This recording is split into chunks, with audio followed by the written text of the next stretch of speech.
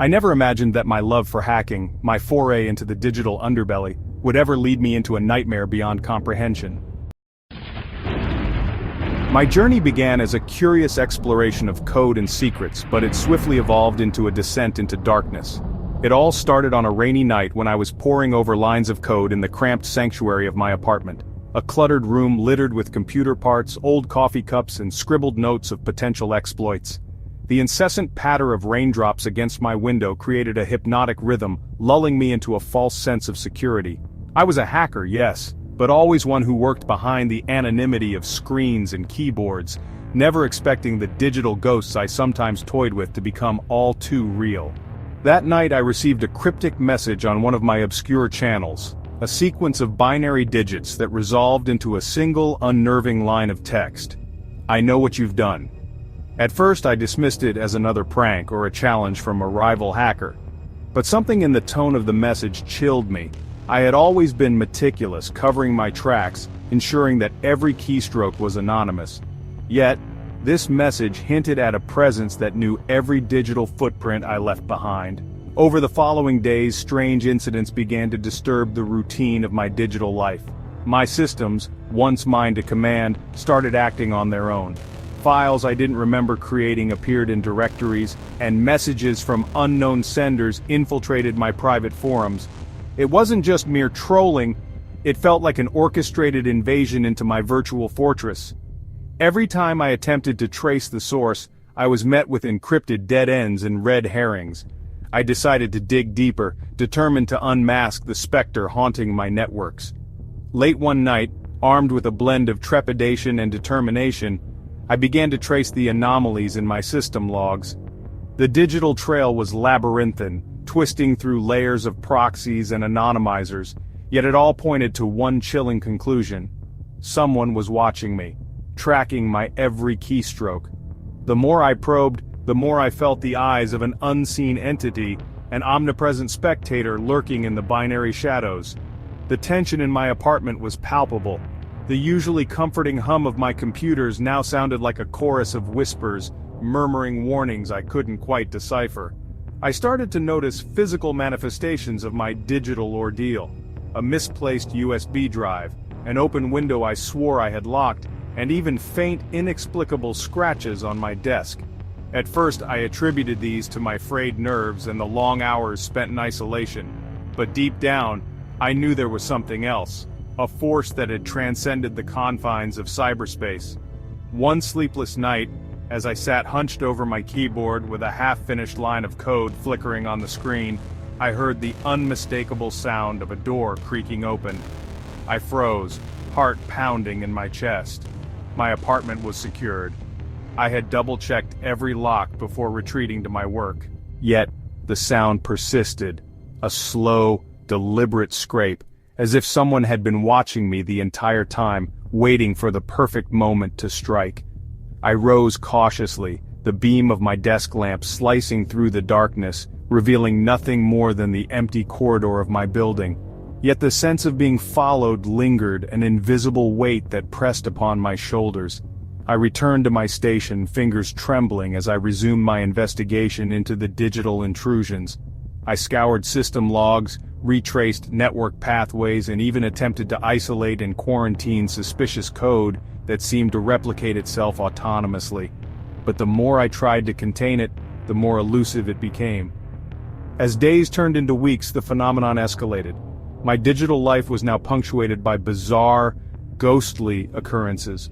Late-night chat sessions were interrupted by ominous messages, sometimes accompanied by an audio clip, a distorted laugh, echoing with malevolence.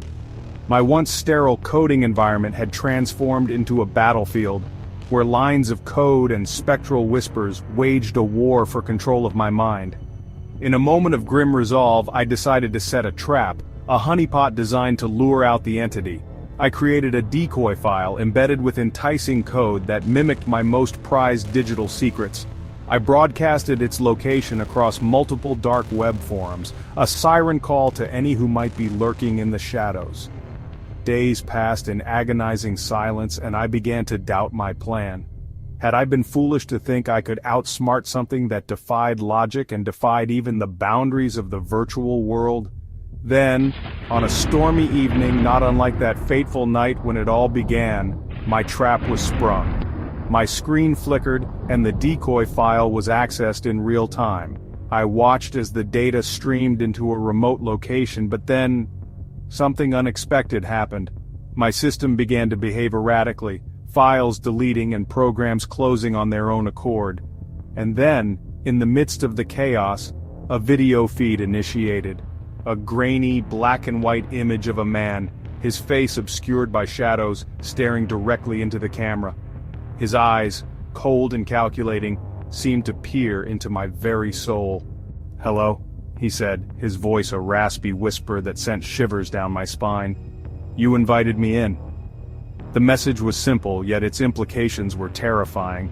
I was no longer dealing with a faceless hacker or a rival coder. I was entangled with a being who seemed to exist beyond the confines of the physical or digital realm. Panic set in. I scrambled to regain control of my systems, frantically typing commands to shut everything down.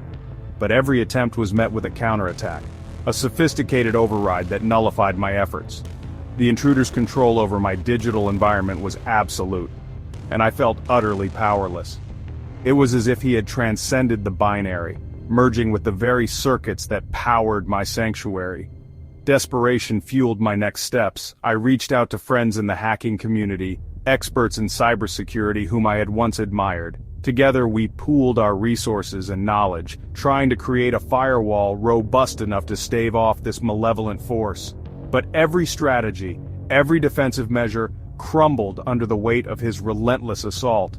It became clear that he was not just an adversary, he was something more, a specter born of the dark corners of the internet, a phantom that thrived on chaos and fear. In the midst of my digital battle, I began to notice unsettling changes in my own behavior. I found myself becoming increasingly isolated, withdrawing from friends and family as paranoia took hold. I couldn't shake the feeling that the entity was not just invading my systems, but also my mind. My dreams became a distorted blend of digital landscapes and haunting whispers, each night a descent into a virtual hell where I was perpetually hunted.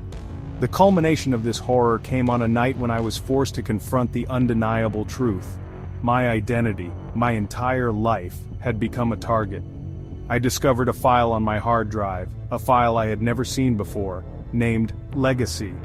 Opening it revealed a series of images and documents that detailed every aspect of my digital footprint, from my earliest exploits to my most recent activities. It was as if the intruder had been meticulously chronicling my life, patiently waiting for the moment to reclaim what he believed was rightfully his. The revelation was both paralyzing and profoundly disturbing. I realized that in my quest for digital freedom, I had unknowingly awakened something ancient, a force that dwelled in the intersections of technology and the human psyche. The intruder was not merely a man or a hacker, he was the embodiment of a digital curse, a remnant of a bygone era, when information was power and secrets were currency. In the aftermath of that night, I was forced to confront a painful reality. I could no longer trust the devices I once took solace in, nor could I reclaim the sense of control I had once possessed. My life became a series of fragmented moments, each one haunted by the memory of that disembodied voice, that cold, calculating gaze.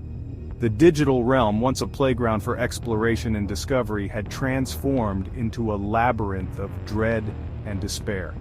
Now as I write these words, I sit in a dimly lit room, the glow of my computer screen, a constant reminder of the battle that rages on in the shadows.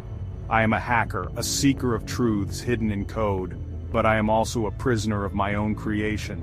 The entity still lurks in the recesses of my systems, a silent sentinel waiting for the next moment of vulnerability. I have learned that some secrets are best left untouched, that the pursuit of knowledge can sometimes lead to paths best untraveled. I share my story not as a cautionary tale for those who dabble in the dark arts of the digital world, but as a personal confession, a record of the nightmarish journey that reshaped my existence. The line between man and machine, between reality and the digital void, has blurred irreparably, leaving me to wonder, In a world governed by ones and zeros, what remains of the human soul when it is consumed by the shadows in the code? As the hours pass and the digital clock ticks on, I remain vigilant, knowing that the entity is still out there, silent, patient, and waiting. And every time I power up my system, I can't help but feel that the true horror isn't in the code itself, but in the relentless, unseen presence that dwells within it, a presence that knows me all too well.